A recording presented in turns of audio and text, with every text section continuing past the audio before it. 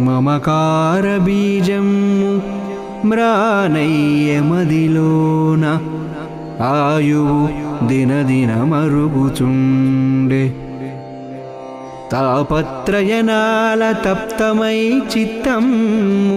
పరువున పలుచోట్లు తిరుగుచుండే అజ్ఞాన తిమిరాన అణగిపోయిన బుద్ధి మంచి చెడ్డల మాట మరిచియుండే కర్మలు గుట్టలై కానవచ్చుచునుండే పంచ సంస్కృతి బెదిరించుచుండే